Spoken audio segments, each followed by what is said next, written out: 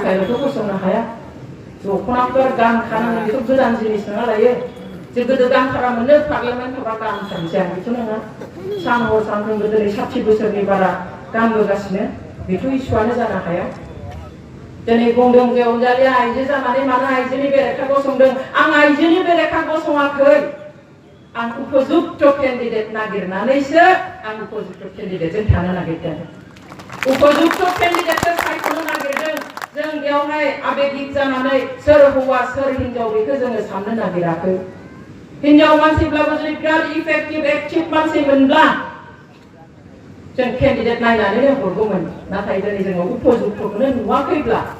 आइजो होननानै ओरैनो हरनानैसो जेबो मुलाम्फा गैया आरो बिथांखौ जोङो थान्दै हिसाबै 30 बोसोर नुखाबाय मोनखाबाय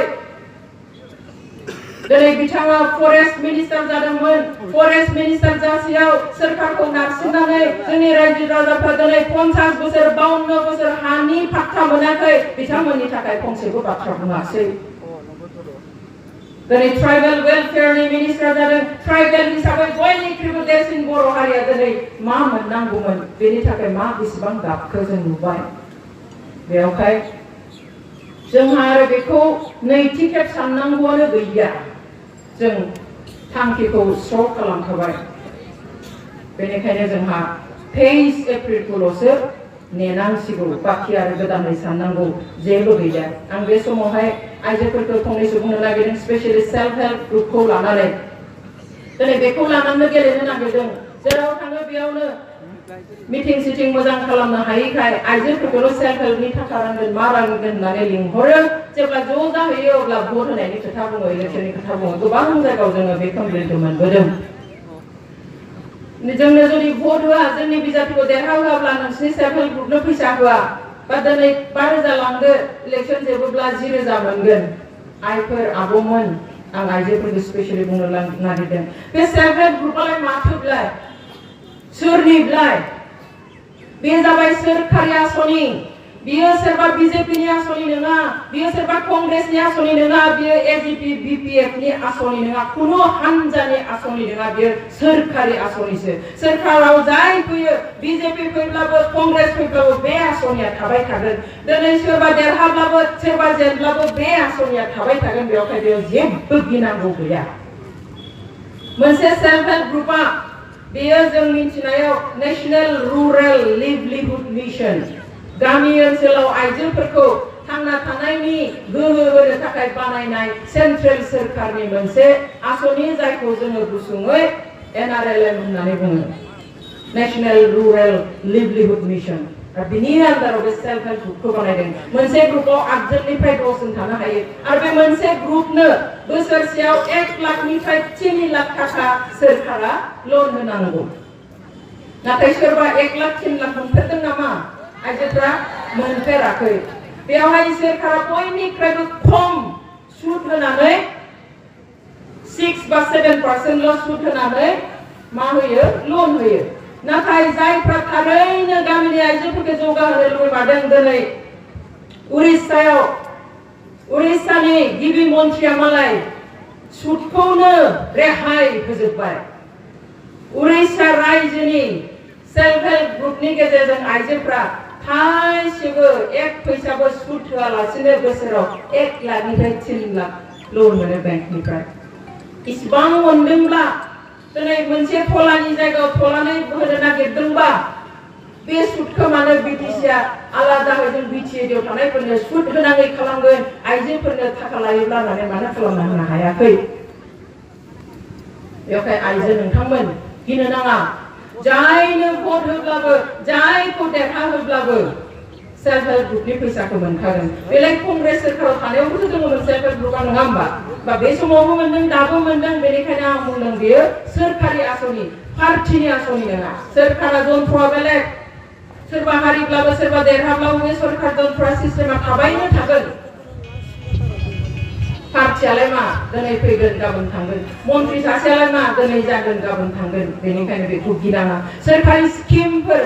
जेरै गोदो आइवेनि न' होनाय दङमोन PMYनि न' होनाय दङ बहाबा लेट्रिन बानायनायनि फैसा होनाय दं बा सेल्फ हेल्प ग्रुपनि फैसा होनाय दं बेफोर गासिबो सोरखारि स्किम आइफोर आफाफोर बेनि थाखाय बेफोर फैसाखौ आसलते कुनु पार्टी मानसिया राननो मोना सोरबा बिसिडिसिनि चेयारमेना राननो मोना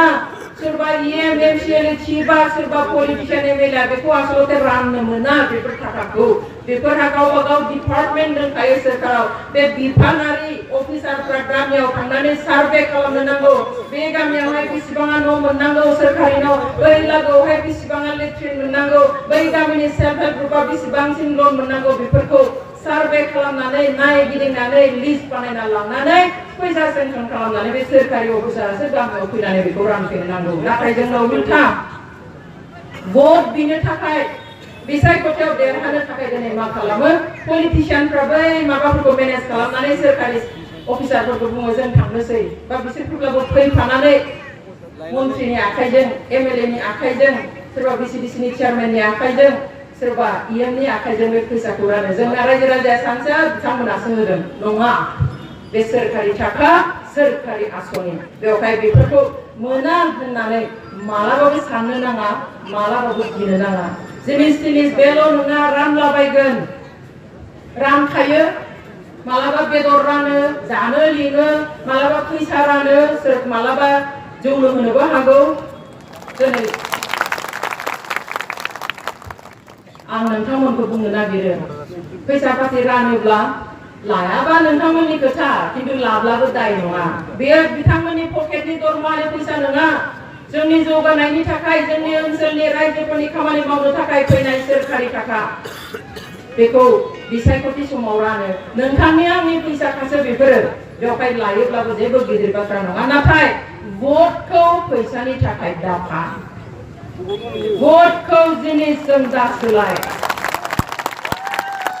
ओइ दाख्लि क'क्राझाराव आं दा क'क्राझारनिफ्राय फैगासिनो आं जायगानि नामखौ बुंलिया बिसिडिसि चेयारमेना थांनानै फैसा रानबायनो फैसाखौ बिराद मानसिफ्रा फैबाय सानबाय फैसा लानो फैजोबबाय भटखौ मोनजोबसिगोन जै फैसाखौ लाखांबाय इउपिपिएल जिन्दाबाद होननानै थांजोबबायनो बेबायदि बाथ्रा जागासिनो गासैबो जों सांग्रां जानांगोन जोंनि फैसा जोंनो होनो नागिरदोंब्ला खामानि दामानि मावालासिनो इलेक्सन बोथोराव होनो नागिरदोंब्ला जेबो गिदिर बाथ्रा नङा जों बेखौहाय नाजावनो हायो नाथाय बे फैसानि सोलाय जोङो जोंनि भटखौ फाननो नाङा जों सोलाय सोल' जानो नाङा बेखौल' आं नोंथांमोनखौ खावलायो जोबनायाव आं गुबुन मोनसे मिटिंआव थांगोनखाय बेखिनियावनो फोजोबनो नागिरबाय जोबनायाव आं नोंथांमोनखौ आरोबाव खनसे खावलायनो नागिरो जिनिसजों भट सोलाय सोल' दा खालाम फिसा फिसा जिनिस होनो नागिरनो हागौ जोंलाय मा बर'फ्रा सेरसेयाव अमा बेदर बायना जानो हाया नामा हायो गासैबो हायो बेबादिहाय सोरनोबा कम्बल जासिनो हागौ सोरनोबा मुसारि जासिनो हागौ जों बेखौ बायनो हाया नामा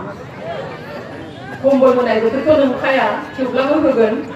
जेबो गिदिर बाथ्रा नङा जोंनावथ' सिगांनि इलेक्सनाव उदालगुरियाव कम्बल राननायफ्रा सोरबा सोरबा लाबोस्लाबनानै जोमफ्लांगारबाय एखेबारे सर गिदिर गिदिर हरफा गाहाम उन्दुनो हायै डाक्टरनाव थांना फैसासो गारगारहैजोबनांदों बेनिफ्राय उनाव खिमसिजों हास' आथिं बुगारग्रा बानायना लाजोबदों दरजा मोखाङावहाय उफाय गैया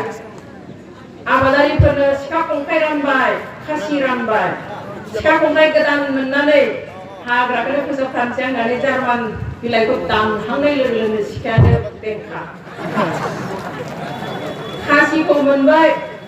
खासिजों गय बिदां हाननायनि सिगाङावनो सानबाय र' मुदुफुल बिबारखौनो हानग्रोनोसै सानजौफुआव हिनजावा होनबाय मुदुफुल बिबार हानानै संनो आं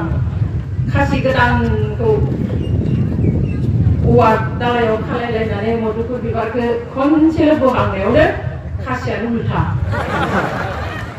जेबो लाब गैया बदनामसो जायो बेफोरखौ लानानै जों आबादारि मानसि बयनिबो न'आव सिखा रुवा खदाल खासि थाखाजोबथारो बेखौ जों दा लुबैयो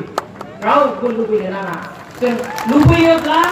जोङो जोंनि थाखाय आलादा न'खरखौ लुबैनांगोन जोंनि हारिनि इयुननि रैखाथिखौ लुबैनांगोन दिनै जाय पलिटिशियानफ्रा जोंनि आबहावाखौ गुबुंले लेथ्रा खालामगासिनो जोंनि इयुनखौ खोमसिथिं लांनो नागिरदों बेखौ बोस्रांनोसो जों लुबैनो नांगोन बेनिखायनो फैगौ 23 अक्ट'आव बयबो दोलो दोलो थांनानै न'खरसेयाव जाहाथे सासेबो थालाङा गुबुन हारिनिया मालाय 100 बोसोर 90 बोसोर जानायखौबो थाबायनो हायाब्लाबो बामनानै बानानै खेलायाव दैखांनानै भट थुहोयो